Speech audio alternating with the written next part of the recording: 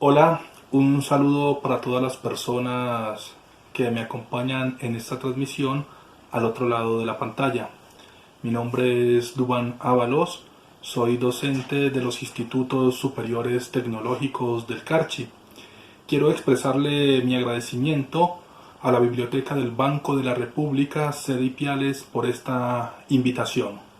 Desde hace aproximadamente 4 años he venido trabajando en una investigación sobre el modo como las comunidades de la frontera colombo-ecuatoriana, por medio de su tradición oral, resignificaron los discursos que la nación diseminó en sus territorios a partir de dispositivos ideológicos o de aparatos ideológicos del Estado.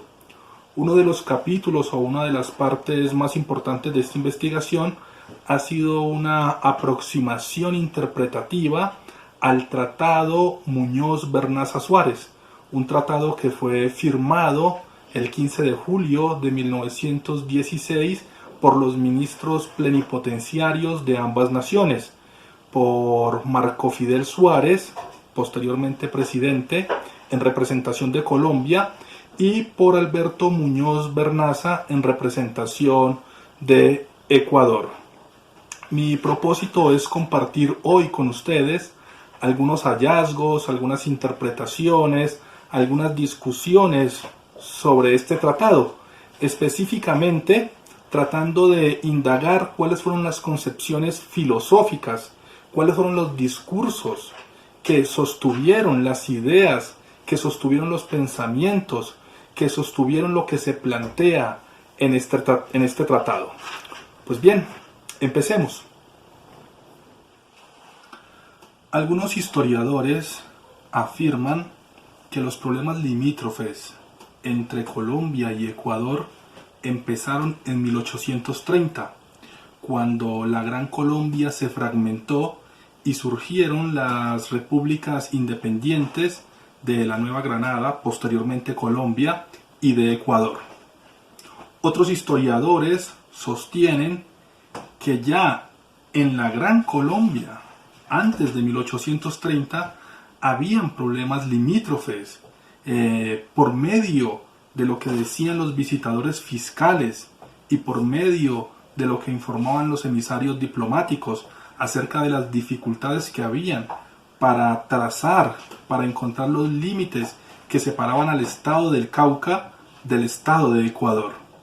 Incluso hay historiadores que afirman que antes de la Gran Colombia, en la época de la colonia, bajo el sistema político administrativo de los virreinatos, ya habían problemas limítrofes en esta zona, porque por medio de la correspondencia oficial de la corona se puede identificar que existían disputas para encontrar el límite que separaba a la Real Audiencia de Santa Fe de la Real Audiencia de Quito.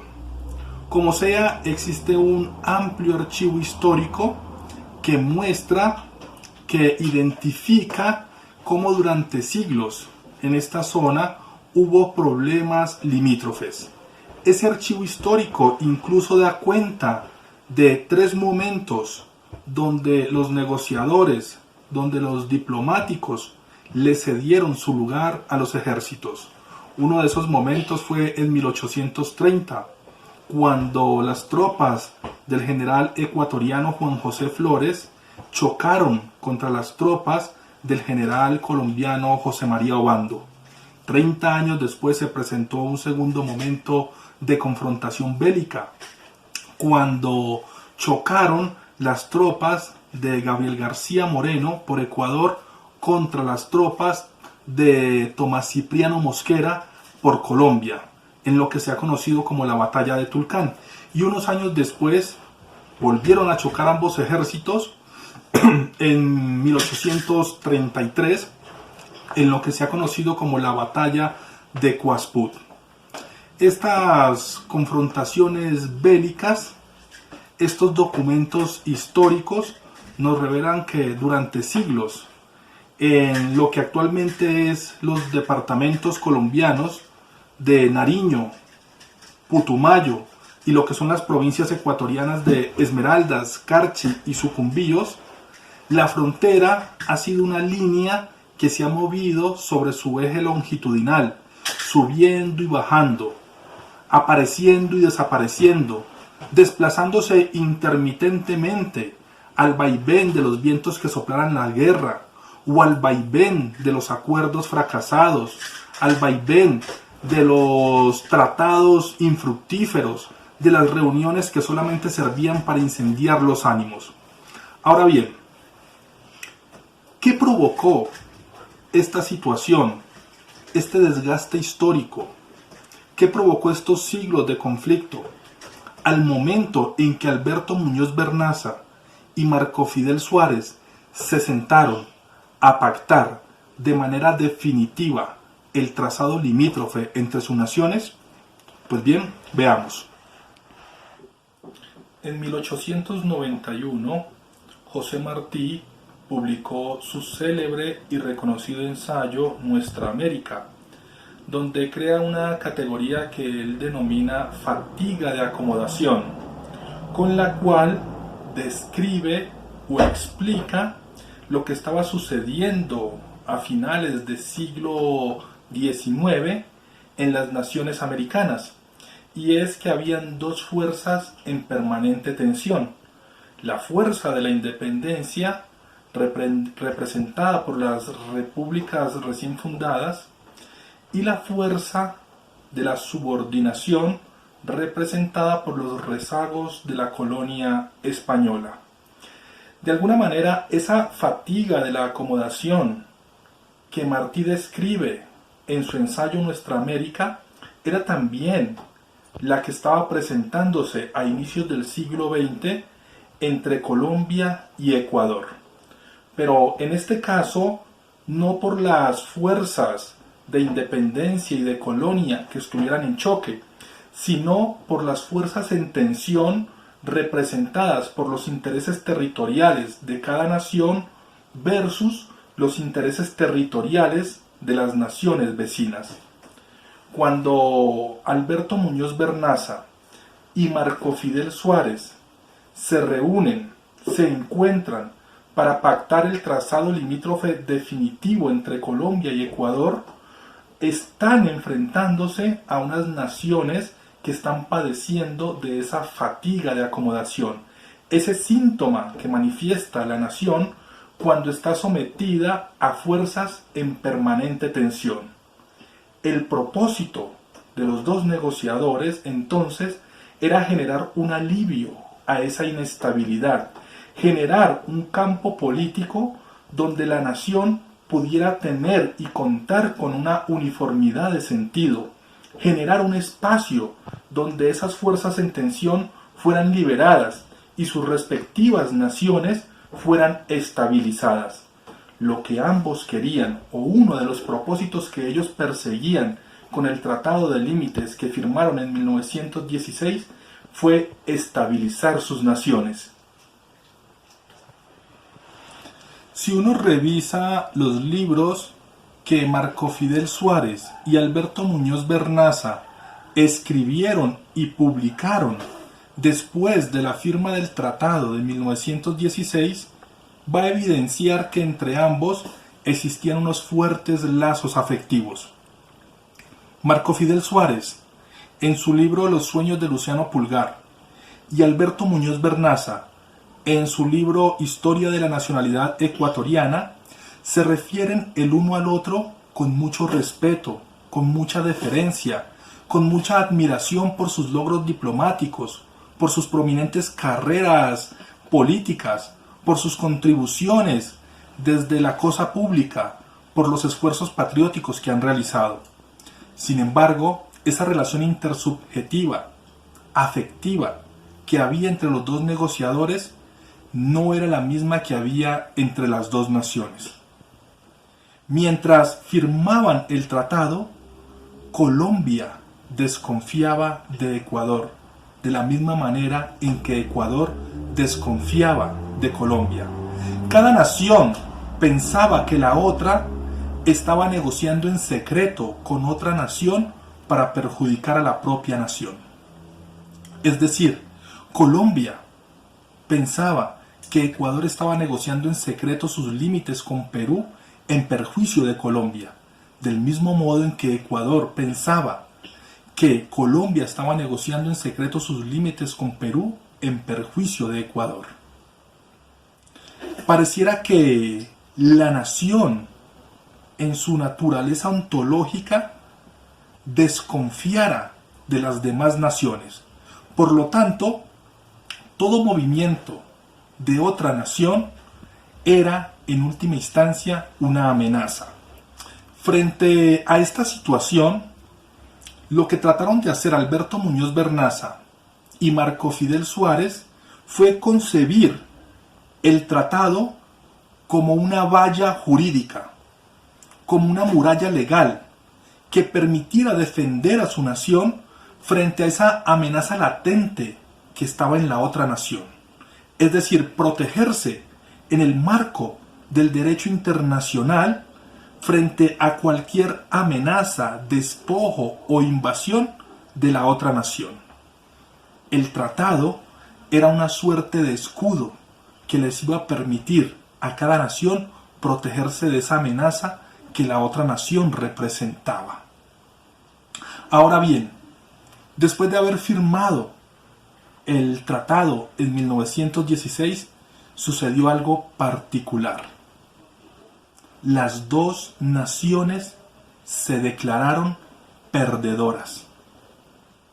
En Nariño, el catedrático José Rafael Sañudo publicó un texto en el que afirmaba que Marco Fidel Suárez había negociado los límites en perjuicio de Colombia y que, por el contrario, Alberto Muñoz Bernaza debía estar siendo tratado como un héroe en Ecuador porque había logrado ganar territorios para esa nación. Sin embargo, la situación era tan irrisoria que en Ecuador sucedía exactamente lo mismo. En Ecuador acusaban, criticaban y estaban a punto de levantarle un juicio político a Alberto Muñoz Bernaza por haber perjudicado a Ecuador, mientras que consideraban que en Colombia Marco Fidel Suárez debía estar siendo tratado como un héroe. Es decir, las dos naciones sintieron que habían perdido al firmar ese tratado que se supone las iba a proteger en derecho. Pero ¿realmente alguna de las dos naciones había perdido o había ganado con el tratado de 1916? Lo primero que debemos tomar en cuenta es que Alberto Muñoz Bernaza y Marco Fidel Suárez, al firmar el Tratado de Límites de 1916, no partieron de cero. Ellos empezaron su negociación tomando como antecedentes todos los tratados que se habían firmado anteriormente, esos acuerdos fallidos que habían conducido a negociaciones estériles, todos esos encuentros diplomáticos donde ya se habían esbozado, grosso modo, las características, las coordenadas, los delineamientos topográficos que debía tener la frontera. Entonces, esos documentos les sirvieron a ellos como antecedentes. De hecho, según explica Deller, uno de los historiadores más importantes y rigurosos de la frontera colombo-ecuatoriana, ya había una franja previamente delimitada sobre la cual ambos negociadores debían moverse. Esa franja fronteriza iba desde el río Patía al norte de Pasto hasta el río Chota al sur de Tulcán. En el campo de las probabilidades, según explica Deller, sería absolutamente normal que actualmente, hoy, una parte de Nariño, una parte de Putumayo pertenecieran a Ecuador, o que por el contrario, una parte de las provincias de Esmeraldas, Carchi y Sucumbíos perteneciera a Colombia. Ahora bien, ¿de dónde entonces provenía esa rabia de ambas naciones por sentir que habían perdido territorios? Pues bien, de alguna manera, esos que acusaban a Alberto Muñoz Bernaza y a Marco Fidel Suárez de haber negociado mal de haber hecho que sus naciones perdieran territorios, tomaban como punto de comparación referentes que podríamos catalogar de alguna manera como anacrónicos. Los que acusaban a Marco Fidel Suárez de haber perdido territorios comparaban la línea pactada en 1916 con las fronteras que tenía la Gran Colombia. Por su parte, en Ecuador, los que acusaban a Alberto Muñoz Bernaza de haber entregado o cedido territorios tomaban como referente de comparación los mapas de la Real Audiencia de Quito. En ambos casos, ninguno de los entes, de los políticos, de los sectores militares, de los sectores intelectuales que realizaban esas acusaciones, en ningún caso tomaban el aquí y el ahora, las condiciones contextuales de finales del siglo XX de finales del siglo XIX e inicios del siglo XX en que se pactó el tratado. Si estas personas que aseguraban que se habían perdido territorios hubiesen tomado como punto de referente el contexto, sus conclusiones habrían sido muy diferentes. Se habrían dado cuenta que Alberto Muñoz Bernaza y Marco Fidel Suárez pactaron, negociaron un tratado ciñéndose a las condiciones que les imponía todo el transcurrir histórico, a las condiciones que les imponían los acuerdos previos que ya se habían firmado. La rabia que sentían ambas naciones por el límite pactado no era propiamente una rabia originada por territorios perdidos, era una rabia originada por aquellos territorios que estuvieron a la disposición y no fueron ganados, es decir, por aquellos territorios que en las posibilidades habrían podido pertenecer a cada nación. Tenemos entonces que antes de trazar la frontera, la nación sentía temor ante sus vecinas por la posibilidad de ser invadida, ser despojada, por la posibilidad de que le robaran territorio. Pero después de trazado el límite, la nación lo que pasaba a sentir era que había perdido, no perdido territorios propiamente, sino perdido la posibilidad potencial de haber ganado esos territorios. Es decir, después de trazado el límite, la nación descubría que aquello que tanto había temido en sus vecinos era una posibilidad que se encontraba en sí misma. Es decir, la posibilidad de haber despojado a los otros de esos territorios sobre los cuales tenía posibilidad de apropiarse. Por esa razón, siempre el trazado limítrofe iba a dejar en pérdida a la nación, no en pérdida de territorios, pero sí en pérdida de posibilidad de haber ganado esos territorios. Así sucedió con Colombia y Ecuador cuando pactaron también su tratado limítrofe. Ambas se declararon en pérdida. Y así sucedió con Ecuador cuando pactó sus límites con sus naciones vecinas. Ambas también se declararon perdedoras. El límite siempre dejaría en pérdida a la nación.